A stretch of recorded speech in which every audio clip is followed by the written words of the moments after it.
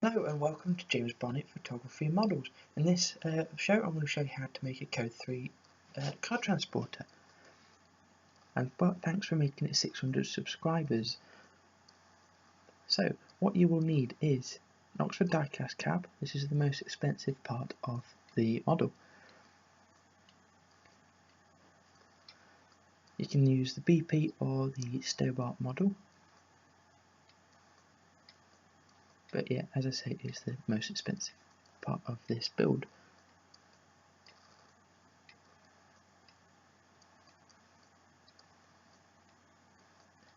Then you'll need the Wilco's Roadsters Heavy Haulers car transporter. It costs about £4, £3 in some parts of the country, and I will show you what you need from this in a bit. This is it's 160 scale, but it's not far out from the actual 176 Oxford diecast model.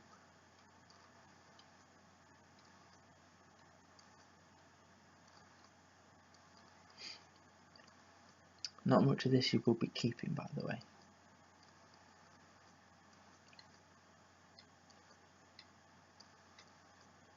Right, also you'll need some paint. This is Stobart Green XF11 Tamiya paint, that is, but this one I'm making a box standard white and grey or white and black, whichever the Europeans want. So I'm using XF77 by Tamiya.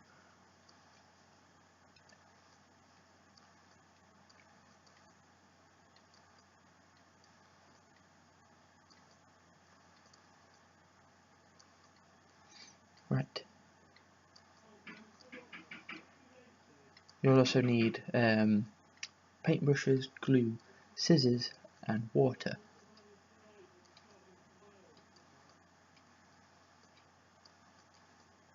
I'll try and get this car transport out of the box. There's the trailer bit to it, and here's the cab unit. Right, let's undo these screws.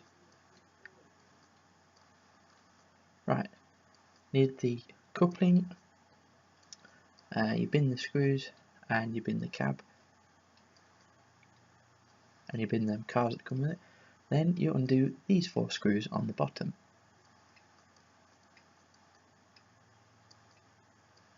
Bin them screws.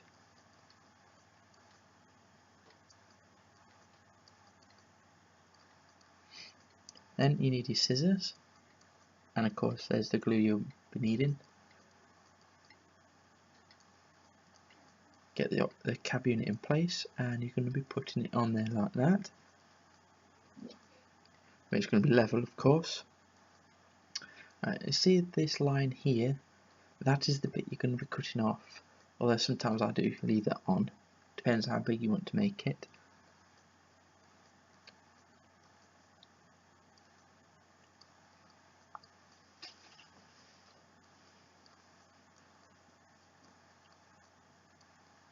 Right, that bit in the bin.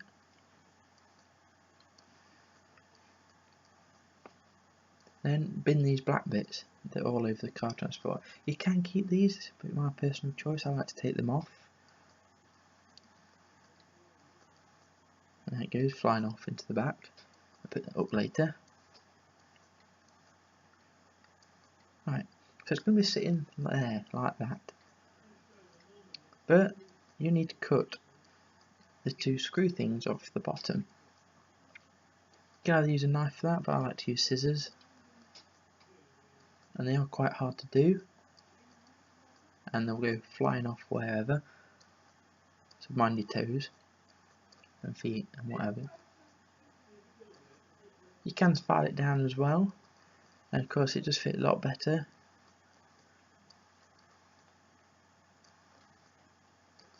Now I had to do it a bit further back as I'm showing you here. I'm leaving that other bit of plastic on, of course, but this one we're doing a bit shorter.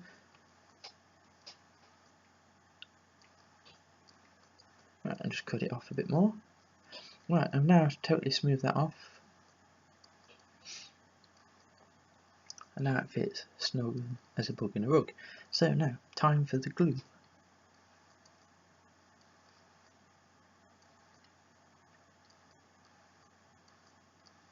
Right, that's all glued in place. We'll just leave that to dry, but before we do that, whilst it's still dry, drying I should say, put a little dab of glue on that and then we'll slot it in underneath to go with the model, with the flatbed bit.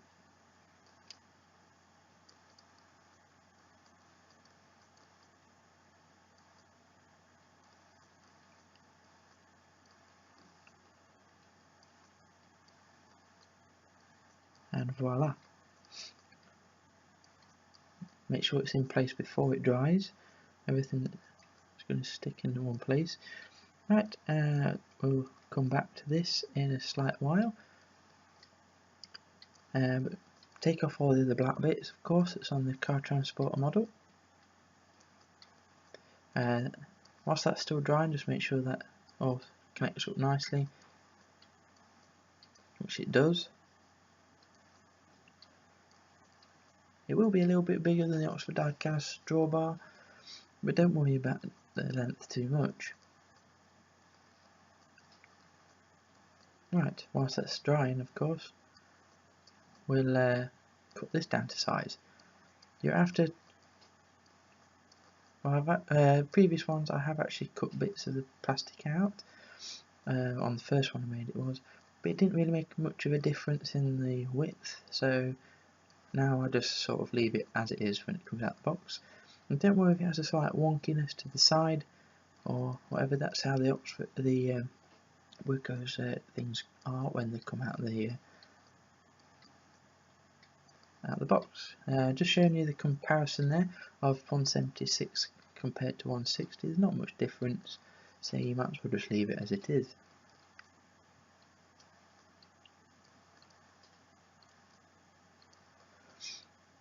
Right, we're cutting the black bit into a straight line. You see that straight line bit there? We're making it totally flat, so no curve or no sticky out bit. Bit more plastic for the bin.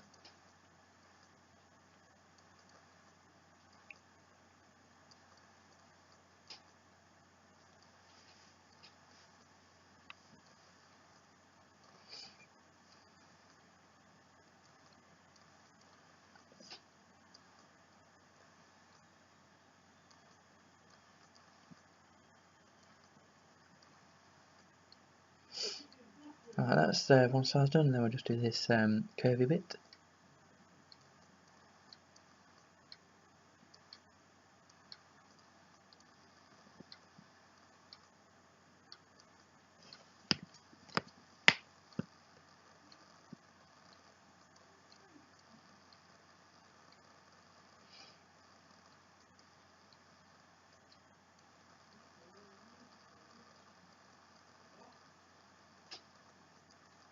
Right, there we are, all nice and smooth. Right, and it's going to go and sit just there, nicely. And then just tweak these corner bits so it sits more snug onto that rounded bit. I'm just going to do that now.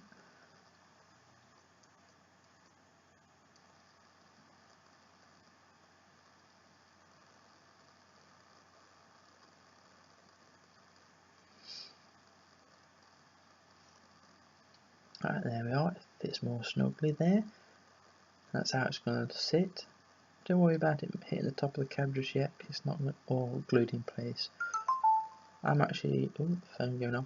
I'm actually going to cut a little bit more of that plastic out just there.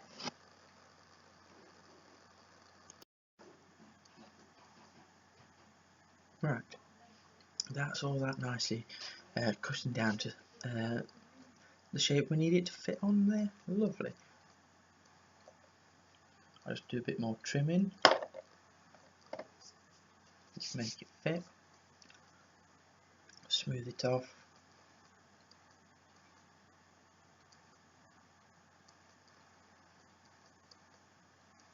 And that fits more snugly in that little gap. Now don't worry too much that it's hitting that cab top, because of course it's yet to be glued. It's just a rough idea of where it's going to be sitting.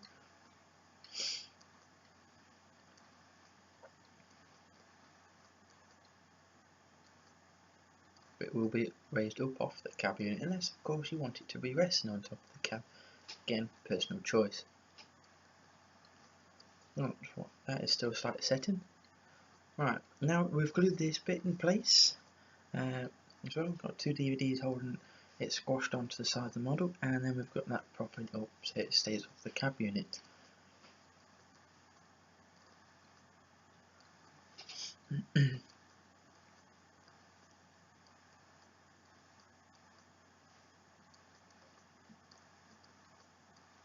Once it's all dry, it will support its own weight. In theory. It's worked on the last 3 models I've done. But also, make sure you got it in the position you want it in before it all dries. Otherwise it dries even more screw with than it already is.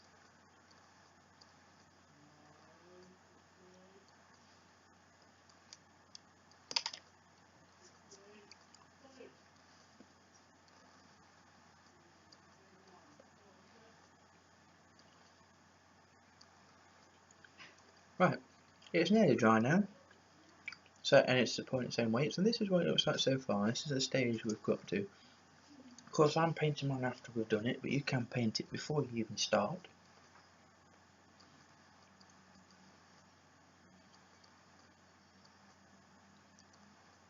And it does look quite the business now. And that's just the cab unit area. Because the way you paint it will make it look even more realistic.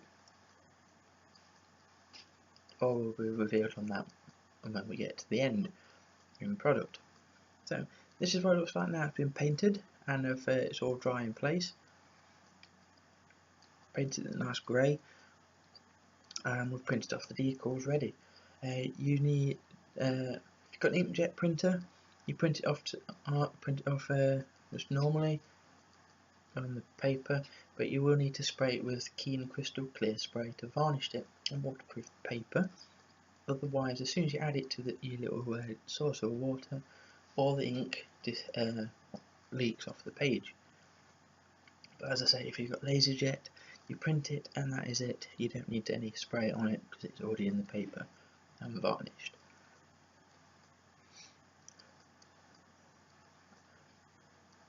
It's halfway there now. It looks quite the part now. I still need to get rid of the BP logos on the side of the doors, but as I said, it's not fully painted yet. But we have painted all the nasty black plastic in this grey. So here we are. A few minutes later, the trailer, I've now added decals to it, lights, plate and automotive down the sides. And there goes my phone again. Right, and here's the cab unit.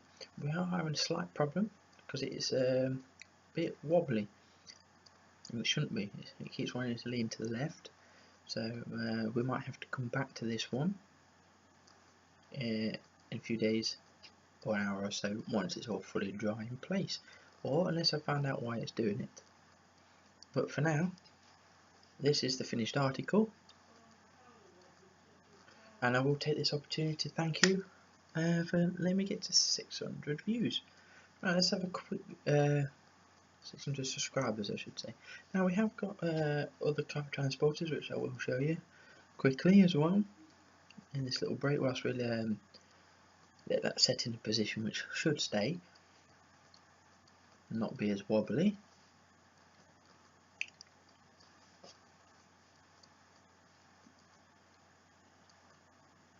Should really have got these ready before I start making the video.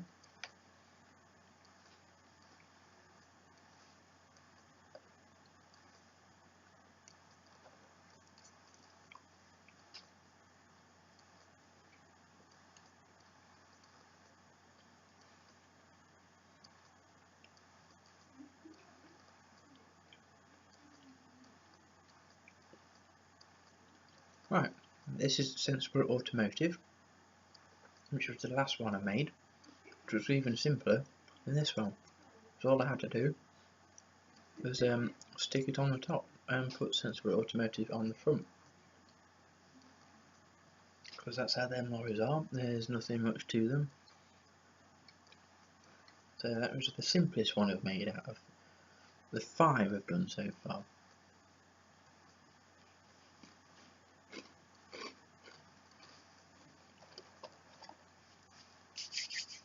Now, you have to excuse me if it doesn't sound like I'm actually modelling them, it's because I've had to film some of this audio afterwards. Right, and that's my auto logic that I've made. The front decal went a little bit wrong, but I'm still satisfied with it. My next product is this Shuko car transporter that will go in full state-of-the-art livery. That one should be a bit easier because the model's ready made. There's a quick view of East Greens, a little model village, whilst we go over and get the other ones which I've got. Right, there's my Emily Grace model I made, which is full livery. And then in the corner we've got my 1/87 scale, white and black, state-of-the-art EU car transporter. East Greens again.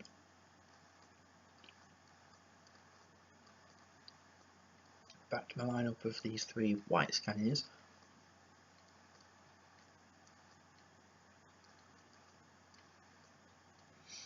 Right, I will get back to you soon with the finished product, I hope,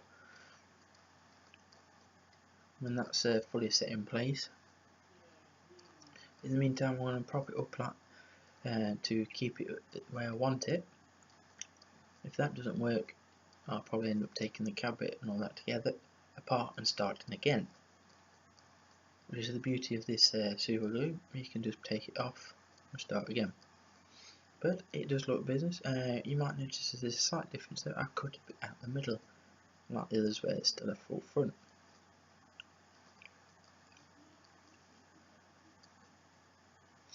Right, I'll be back shortly, hopefully, with the finished article. And voila! Here is the finished product, complete with decals. And it has also been solved as to why it was leaning to one side, but the glue hadn't taken hold. So I had to reapply some glue. So as you can see, it's stable automotive on the front. We've got the plate WX06BEY. That's the model the lorry I've modelled it on. For that bit of decal there, you cut the paper to shape, but you don't add that decal to water. You put a bit of glue on the back of the paper and you stick it over the top of the grilling, otherwise it's going to go into your grooves. Whatever you do, do not use that keen varnish stuff again on it to varnish it on place. Use nail varnish.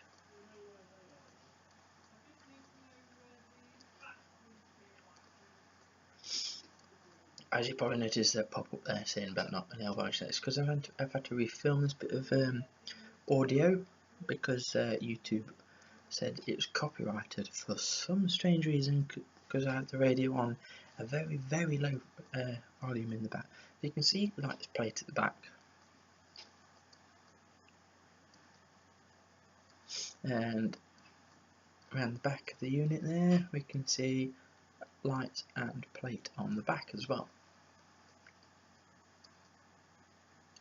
They're official Scania lights pictures that I've got Google Images, so it's all how it should be. The South model again, Stable Automotive, the EU logo, we've got stableautogroup.com on the top there. Whilst refilming this audio, I have noticed I've missed the downward automotives on the cab unit, but it still looks okay. It's another one from my collection. That makes 5 now. If I do make any more car transporters like that, excluding the Shuko one that I'll be doing soon, will be like of the Volvo FM in full livery and stuff like that. Thank you very, very, very much for liking the channel, commenting and subscribing and everything you do. Facebook page is getting bigger and better. If your decals don't quite stick, there is a micro sole decal stuff you can do, and I'm just showing you here. If you do fancy a challenge, you could use the Oxford diecast fire engines, do a lot of chopping and cutting at the cab unit to make it fit properly, because they are based on a Scania P series, which is what car transporters mainly are, instead of the R series which we've used. But easily solved, you just blank out where it says R.